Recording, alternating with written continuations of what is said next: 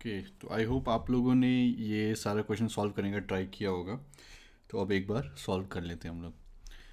तो सबसे पहले integral ten square x sign square x d x, ठीक है। तो जैसे ही तो हमारे पास प्रोडक्ट यहाँ पर आ रहा है, तो हम लोग ये सोचेंगे कि अगर मान लो कि ये सम ऑफ टू फंक्शंस या फिर सब्ट्रैक्ट मतलब डिफरेंस, जैसे भी अगर हम लोग इसको अगर एक्सप्रेस कर सकें दो अलग अलग फंक्शंस में, और वो फंक्शंस का अगर इंटीग्रल आता तब तो आसानी से बन जाएगा। तो इसको हम लोग सोच सकते हैं कि इंटीग्रल टेन स्क्वायर एक्स, ये मैं बस बार बार टेन ना लिखना पड़े तो मैं टी यहाँ पर लिख रहा हूँ, तो ten square x times one minus cos square x, ठीक है, कॉस को सी। तो अगर इस टाइप से करते हो तो ये आपको पता होना चाहिए टी क्या लिख रहे हो, सी क्या लिख रहे हो। तो ये बस टाइम थोड़ा बचाने के लिए कि बार बार टेन ना लिखना पड़े, कॉस ना लिखना पड़े, तो इसको क्या लिख सकते हैं, integral ten square x minus फिर ये sign square x by cos square x, तो कॉस स्क्वायर एक्स कैंसिल हो जाएगा, तो sign square x d x, ठीक है। इंटीग्रल लीनियर ऑपरेशन होता है, तो integral of ten square x minus integral of sine square x d x, है ना, यहाँ पर भी डी एक्स, ठीक है। तो अब जैसे ये आ गया इंटीग्रल टेन स्क्वायर एक्स, तो इसको हम लोग क्या लिख सकते हैं, integral of sec square x minus one, है ना, sec square x minus one tan square x होता है, डी एक्स माइनस फिर इंटीग्रल साइन स्क्वायर एक्स है, तो इसको one minus cos two x by two, है ना, one minus cos two x two sine square x, तो ये हम लोग लिख सकते हैं, ठीक है। ऐसे क्यों लिख रहे हैं, क्योंकि यहाँ पर क्या आ जाएगा, integral of sec square x d x, ठीक है। तो integral of sec square x क्या होता है, टेन एक्स को डिफ्रेंशिएट करने से सेक स्क्वायर एक्स मिलता है, तो यहाँ से टेन एक्स आ जाएगा, फिर माइनस इंटीग्रल डी एक्स, तो वो माइनस एक्स आ जाएगा वहाँ से, ठीक है। फिर minus one by to integral d x, तो वो इंटीग्रल डी एक्स एक्स हो जाएगा, तो माइनस एक्स बाई टू, ठीक है।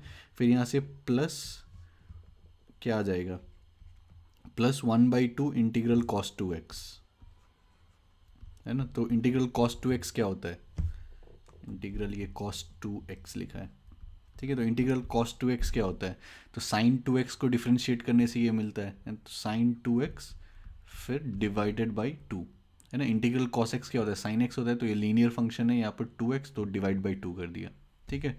तो यहाँ पर प्लस वन बाई टू पहले से था, टू यहाँ पर और एक ही आएगा, तो वन बाई फोर, फिर ये साइन टू एक्स, और फिर जो भी इंटीग्रेशन कांस्टेंट, जितने भी कांस्टेंट सारे आएंगे तो उसको सारे को मिला के प्लस सी, ठीक है। माइनस एक्स बाई टू, ये दोनों को मिला के minus three x by to भी यहाँ पर लिख सकते हो, ठीक है। तो तो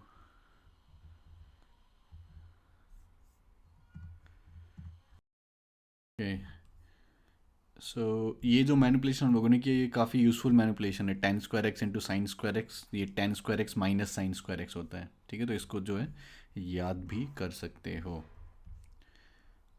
तो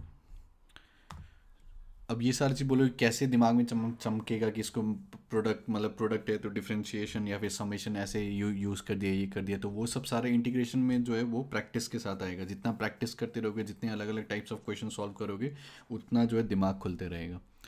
अब integral of two x plus three square root of three x plus two, ठीक है।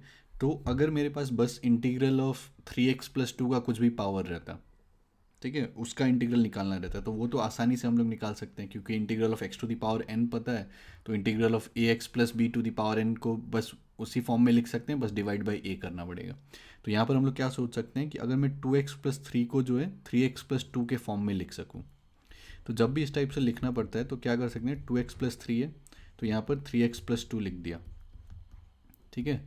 अब यहाँ पर मेरे को टू एक्स चाहिए था, तब फिर मैं क्या करूँगा, यहाँ पर टू बाई थ्री, है ना, क्योंकि अगर मैं यहाँ पर मल्टीप्लाई करता हूँ थ्री थ्री कैंसिल, तो टू एक्स आ जाएगा, तो टू एक्स यहाँ से आ गया, फिर यहाँ से क्या आ रहा है फोर बाई थ्री, तो यहाँ से पहले से क्या था थ्री, है ना, और फिर यहाँ पर फोर बाई थ्री हम लोग ऐड कर रहे हैं, तो फोर बाई थ्री को सब्ट्रैक्ट कर दिया, ठीक है। तो ये हम लोग दोनों सेम ही चीज़ लिख रहे हैं, है ना, आइडेंटिकल चीज़ है ये, कि यहाँ पर अगर इसको करोगे तो ये क्या हो जाएगा, टू एक्स यहाँ से आ जाएगा, और फिर four by three minus four by three cancel हो जाएगा, तो टू एक्स प्लस थ्री, ठीक है। तो ये करने से क्या हो गया कि हम लोगों ने इस फॉर्म में लिख दिया थ्री एक्स प्लस टू, तो इसको हम लोग और क्या लिख सकते हैं, two by three times three x plus to, और फिर nine minus four five by three, ठीक है। तो ये जो इंटीग्रल था, तो इंटीग्रल को हम लोग क्या लिख सकते हैं, two by three times three x plus two, ठीक है, प्लस फिर ये फाइव बाई थ्री, और फिर मल्टीप्लाइड बाई यहाँ पर three x plus two to the power one by two d x, ठीक है। तो अब ये लिखने का क्या फ़ायदा हो गया, अगर इसको इसको मल्टीप्लाई करते हैं अंदर ले जाके तो 2/3 बाहर आएगा, तो integral of 3x+2 to the power 1+1/2, तो ये 3/2 dx, ठीक है। प्लस फिर ये 5/3 integral 3x+2 to the power 1/2 dx, है ना। तो अब इसका तो हम लोग आसानी से लिख सकते हैं इंटीग्रल। तो इसका इंटीग्रल क्या होगा कि ये आपका क्या आ जाएगा यहाँ पर 2/3 और फिर 3x+2 टू दी पावर क्या होगा 3/2+1, तो 5/2 डिवाइडेड बाई 3/2+1, तो 5/2। लेकिन क्योंकि यहाँ पर 3x+2 था तब फिर यहाँ पर 1/3 भी करना पड़ेगा, है ना। प्लस फिर ये 5/3, फिर ये 3x+2 है, तो यहाँ पर क्या आ जाएगा 3x+2 टू दी पावर 1/2+1, तो 3/2, फिर डिवाइडेड बाई 3/2, और यहाँ पर ये 3 था तो फिर ये 1/3, ठीक है। तो इसको सिंप्लीफाई कर लो, तो जो भी और लास्ट में जो भी इंटीग्रेशन कांस्टेंट है उसको सी लिख दिया, ठीक है। तो यहाँ से ये आसानी से हो जाएगा। तो आई होप आपको समझ में आया होगा कि यहाँ से हम लोगों ने ये कैसे लिखा। तो ये हम लोगों ने क्या किया कि इंटीग्रल x⁴n dx क्या होता है, x⁴n+1/n+1, ठीक है। x के जगह पर मान लो कोई भी ax+b आ गया, तब फिर ये हम लोगों ने क्या बोला था कि इसको हम लोग कैसे लिख सकते हैं कि ax+b to the power n+1/n+1, और फिर क्योंकि ये लीनियर था यहाँ पर तो फिर इसको बस 1/a से डिवाइड कर दिया, ठीक है। तो उसी को हम लोगों ने यहाँ पर यूज़ किया। नहीं तो फिर यहाँ पर क्या कर सकते हो कि 3x+2 को t रखो, है ना। 3x+2 को जो है वो उसको t रखो, फिर यहाँ पर dt करो 3 टाइम्स dx, तो dx तुम्हारा dt/3 आ जाएगा, फिर इंटीग्रल t⁻3/2/3 dt, फिर वहाँ पर इंटीग्रल t⁻3/2 dt का फॉर्मूला लगाओ, ठीक है। और फिर बाद में t को रिप्लेस करो 3x+2, तो वैसे कर सकते हो, नहीं तो डायरेक्टली ऐसे हम लोग लिख सकते हैं, ठीक है। नेक्स्ट हमारे पास ये है इंटीग्रल x⁴ dx। तो यहाँ पर क्या सोच सकते हैं कि अगर dx/x² + 1 रहता तो वो तो हम लोग आसानी से tan 1x लिख सकते हैं, ठीक है। तो वो कैसे सेपरेट कर सकते हैं, तो इसको हम लोग कैसे सोच सकते हैं कि अगर मैं इसको ऐसे सोचूं x² प्लस ये 1³ -1, है ना। तो ये 1³ क्या है 1, तो 0 को मैंने +1 -1 लिख दिया, डिवाइडेड बाई x² + 1 dx। अब ऐसे क्यों, सॉरी x² + 1 dx, अब ऐसे क्यों कर रहे हैं, क्योंकि अगर मैं इसको सेपरेट करूं तो यहाँ पर क्या आ जाएगा a³ प्लस b³, है ना, डिवाइडेड बाई ये x² + 1, फिर ये dx, फिर माइनस इंटीग्रल dx/x² + 1। अब ये वाला चीज़ तो सॉल्व हो गया tan 1x। अब यहाँ पर ये लिखने से क्या फ़ायदा हो गया कि इसको मैं क्या लिख सकता हूँ a + b, तो x² + 1, तो वहाँ से x² + 1 x² + 1 कैंसिल हो जाएगा, और फिर बाकी क्या बचेगा, तो a + b into a² - ab + b², तो वहाँ पर क्या आएगा x⁴ -x² + 1, तो उस सब का इंटीग्रल तो हम लोग आसानी से निकाल सकते हैं। तो इसको मैं क्या लिख सकता हूँ a + b into a² - ab + b², है ना, डिवाइडेड बाई फिर ये x² + 1, ठीक है, dx, और माइनस यहाँ से तो ये आ गया tan 1x, ठीक है। प्लस c अभी भी लिख सकते हो इंटीग्रेशन कांस्टेंट, फिर यहाँ पर ये और ये कैंसिल हो गया। अब जैसे ये हो गया तो ये क्या हो गया, ये एक फंक्शन, फिर ये समेशन ऑफ 3 फंक्शंस आ गया, है ना। तो उसको हम लोग आसानी से क्या लिख सकते हैं integral x⁴ dx minus integral x² dx plus integral dx, और फिर ये जो भी है tan 1x प्लस c, ठीक है। तो ये x⁴ dx क्या हो जाएगा x⁵/5, फिर यहाँ से माइनस x³ / 3, और फिर यहाँ से plus x minus tan 1x plus जितने भी इंटीग्रेशन कांस्टेंट आ रहे हैं सबको मिला के मैंने यहाँ पर c लिख दिया, ठीक है। तो अब ये कैसे चमकेगा दिमाग में कि ये सब करना है, तो वही अगेन प्रैक्टिस करो तब समझ में आएगा। तो यहाँ पर लाइन ऑफ थिंकिंग क्या था कि अगर बस dx/x² + 1 रहता तो tan 1x आ जाता, तो वो यहाँ से आ गया आसानी से, ठीक है। और फिर अगर मैं x² + 1 कुछ तरीके से अगर मैं कैंसिल कर पाता तब फिर ये तो सारा ये फंक्शंस आ जाए, तो इसका तो आसानी से मैं निकाल सकता हूँ, तो a + b into a² - ab + b², ठीक है। तो इस टाइप से जो है ये जितना प्रैक्टिस करोगे उतना और आएगा। फिर अब यहाँ पर देखो, तो इंटीग्रल है cos x sin x लिखा हुआ है, cos 2x cos 4x लिखा हुआ है। तो अगर मेरे पास बस इंटीग्रल cos समथिंग लिखा रहता है dx, तो वो तो हम लोग निकाल सकते थे आसानी से। cos समथिंग मतलब cos सम लीनियर, ठीक है। तो वो कैसे आएगा, तो अगर मैं यहाँ पर 1/2 टाइम्स 2 कर दूँ तो वो क्या आ जाएगा, 2 sin x cos x। तो वो क्या हो जाएगा, 1/2 इंटीग्रल, फिर यहाँ पर क्या आ जाएगा, sin 2x cos 2x cos 4x dx, ठीक है। तो फिर से अगर मैं 1/2 यहाँ पर कर दूँ तो यहाँ पर क्या आ जाएगा, 2 sin 2x cos 2x। तो यहाँ पर क्या आ गया, 1/2 स्क्वायर, फिर यहाँ पर क्या आ जाएगा, sin 2 थीटा मतलब कि sin 4x, फिर ये cos 4x dx। फिर से अगर मैं और एक बार 2 कर दूँ यहाँ पर, मतलब कि 2 क्यूब कर देता हूँ, ठीक है, 2 क्यूब, और फिर यहाँ पर और एक 2 डाल दूँ, तो ये क्या आ जाएगा, 1/8 इंटीग्रल, फिर 2 साइन थीटा कॉस थीटा, तो साइन 8x dx, ठीक है। अब मेरे को पता है इंटीग्रल साइन x क्या होता है, माइनस कॉस x होता है।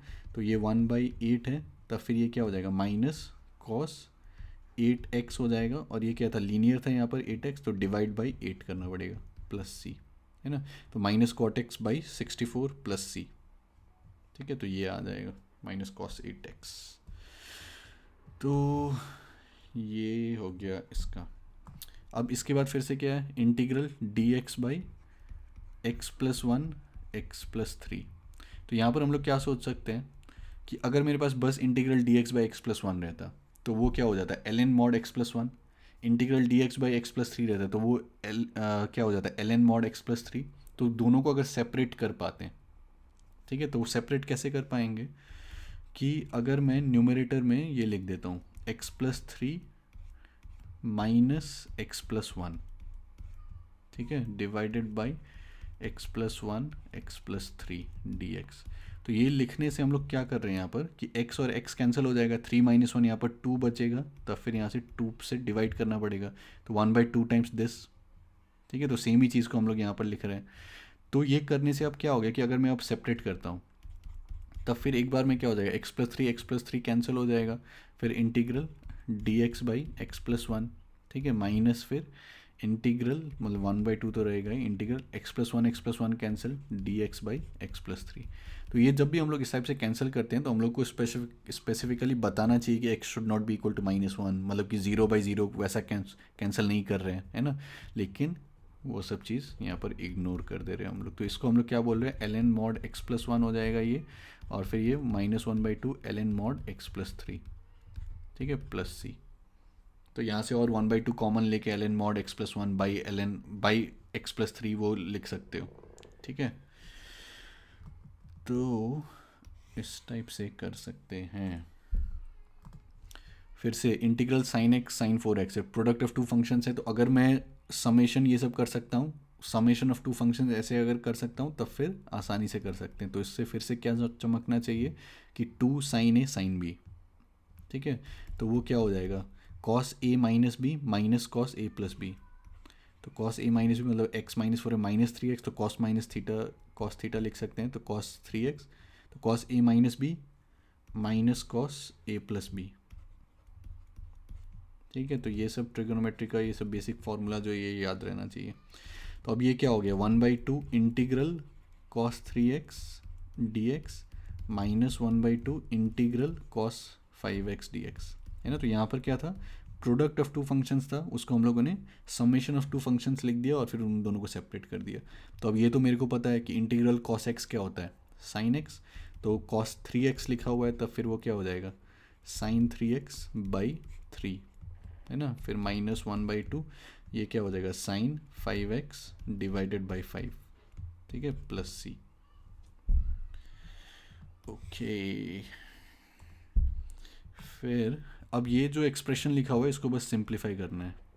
तो 3/4 log x to the base 9 plus 2 है, ठीक है। तो +2 को तो अभी छोड़ देते हैं क्योंकि उसको क्या लिख सकते हैं, इंटू 3² 9 लिख सकते हैं ना। तो अगर इसको अगर मैं सिंप्लीफाई कर सकता हूँ तो एक ये चीज़ होता है a to the power log of let's say b to the base a। तो log of b to the base a का डेफिनेशन क्या होता है कि a का मैं क्या पावर रेज करूँ कि मेरे को b मिल जाए। तो a का मैं क्या पावर रेज करूँ कि मेरे को b मिल जाए, है ना। तो इसको हम लोग बी लिख सकते हैं। तो इसको क्या हम लोग इस फॉर्म में ला सकते हैं कि 3 और फिर यहाँ पर log बेस 3 हो। तो एक और चीज़ होता है कि अगर मेरे पास log b और फिर कुछ भी यहाँ पर a का पावर m है, तो इसको मैं 1/m log b to the base a लिख सकते हैं। ठीक है, तो ये सारा चीज़ को जो हम लोग यहाँ पर यूज़ करते हैं। तो सबसे पहले मैं क्या लिख सकता हूँ, 3/4 log x और फिर 9 है तो फिर 3 स्क्वायर लिख सकते हैं। ठीक है, फिर ये स्क्वायर को यहाँ पर ये आ जाएगा डिवाइडेड बाय दिस, तो 3/4 डिवाइडेड बाय 2, तो फिर ये 2 log x to the base 3 ये आ जाएगा। फिर 2 सामने अगर लिखा है तो इसको मैं यहाँ पर पावर में लेके जा सकता हूँ, तो 3 log 3 ये एक्स स्क्वायर, तो फिर ये 3 ये सेम हो गया, तो इसको जो है मैं एक्स स्क्वायर लिख सकता हूँ। ठीक है, तो इसको मैं क्या लिख सकता हूँ यहाँ पर, ये 3 ये एक्सप्रेशन, तो ये क्या हो जाएगा एक्स स्क्वायर, फिर मल्टीप्लाइड बाई 3 स्क्वायर तो वो 9, तो 9x स्क्वायर डी एक्स, तो ये 9 times x cube by 3 plus c. ठीक है, तो ये आसानी से हम लोग कर सकते हैं। तो ये एक तरीका हो गया इंटीग्रेशन का कि बेसिक आप सिंपल मैनिपुलेशंस, ये सब स्टैंडर्ड जो फॉर्मूला है ट्रिगोनोमेट्री का, वो सब सारा यूज़ करके जो है हम लोग सॉल्व कर सकते हैं। ठीक है, तो अब इसके बाद जितना प्रैक्टिस करोगे उतना और दिमाग में चमकने लगेगा कि क्या सब कर रहे हैं। लेकिन जब भी कोई क्वेश्चन करते हो तो थोड़ा सा सोच लिया करो कि हम लोग कर क्या रहे हैं। अभी जितना सॉल्व किया उसका सोल्यूशन है ये सारा चीज़। तो यहाँ पर हम लोग क्या करते हैं, प्रोडक्ट था तो फिर हम लोगों ने सोचा कि अगर सम ऑफ टू फंक्शंस समेशन वैसा आ जाए तो इंटीग्रल को हम लोग सेपरेट कर सकते हैं, तो हम लोगों ने ऐसे किया। फिर 2x+3 था, √3x+2 था, तो फिर इसको जो है हम लोगों ने इसके फॉर्म में एक्सप्रेस कर दिया। ठीक है, तो ये सब अलग अलग टाइप्स ऑफ क्वेश्चन जो है आप बना सकते हो खुद से लिस्ट, कि कौन से किस कैटेगरी में फॉल कर रहा है। फिर यहाँ पर हम लोगों ने फिर से वही किया कि अगर सेपरेट कर दिया, मतलब ये एक फंक्शन था, इसको जो है हम लोगों ने सेपरेट करके बहुत सारे डिफरेंट फंक्शंस में कर दिया, जिसका कि हम लोग आसानी से निकाल सकते हैं। फिर से यहाँ पर प्रोडक्ट था तो फार्मूला लगाया बेसिक, और फिर यहाँ से हमारे पास आ गया। ठीक है, और यहाँ पर भी, यहाँ पर हम लोगों ने बस सिंप्लीफाई किया, यहाँ पर फिर प्रोडक्ट था, फिर यहाँ से समेशन कर दिया फंक्शंस का, फिर यहाँ पर ऐसे था तो सेपरेट कर दिया दोनों को। ठीक है, तो इस टाइप का मैनिपुलेशन आप जितना प्रैक्टिस करोगे, जितना अलग अलग टाइप्स ऑफ क्वेश्चन देखोगे, उतना और आते रहेगा।